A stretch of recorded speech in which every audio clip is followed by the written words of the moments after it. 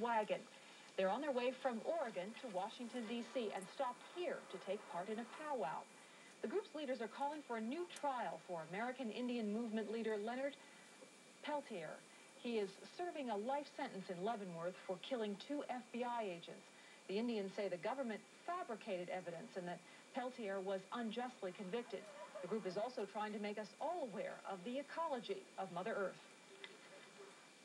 We believe that respecting the earth and the Creator for his part in making this all available for us is of prime importance and should be part of everyone's culture, everyone's spirituality.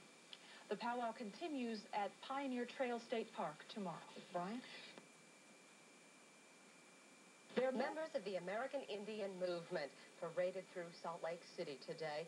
They are traveling from Oregon to Washington, D.C. The trip is designed to make all of us and our government more aware of American Indian rights and the daily discrimination Indians face. The city wanted to charge the group a $1,000 public safety fee to parade through downtown.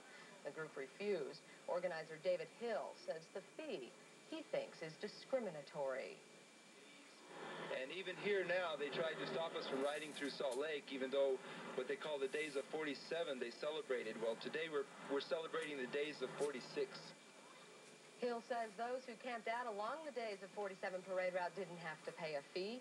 In the end, Salt Lake City police escorted the group through downtown without incident.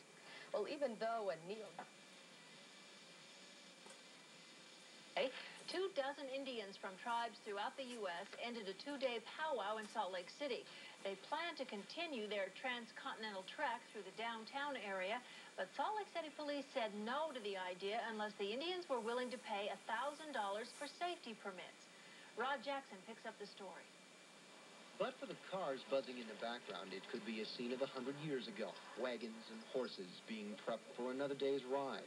There are concessions to the 20th century. Markers replace war paint, video cameras replace oral histories. But the convictions in age-old beliefs remain strong. We're trying to break down some of the barriers between our people and non-Indians, barriers of misconception. The riders began in Oregon and continue west. But when they arrived in Salt Lake City, police said they could not ride through the downtown area, as they have in other areas, unless they paid at least $1,000 for safety permits and police escorts. During the days of 47, there were people camped all over, horses all over the place. It's not a safety issue. It's an issue of misunderstanding and disrespect. So the two sides met and talked, and then met again. The Indians adamant on sticking to their plans. Police equally firm on their position. Finally, agreement. Escort now, billing for police overtime later. And so the procession, under police escort, was on.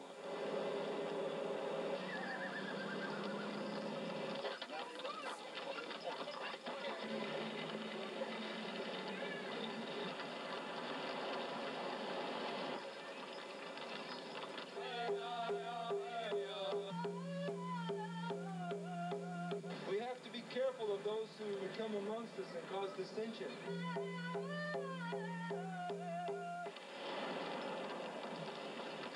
So they head south from Salt Lake City to Arizona and east to Oklahoma. And many in the group frankly question our hospitality. Rod Jackson, KTVX 4 News. The group hopes to arrive in Washington, D.C. in December. They'll try to convince federal authorities to reopen the case of Leonard Peltier. Peltier is a leader of the American Indian Movement and was given 2 consecutive life prison terms for the murder of 2 FBI agents.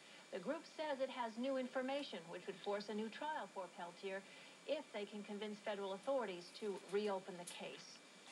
Another group was working... Threat of lost land on reservations, is this a couple of isolated cases, or is this a common problem? And what you're saying is, even if it's an isolated case, it sets precedent. Well, yes, each isolated case sets a precedence, but the loss of land has been a national concern.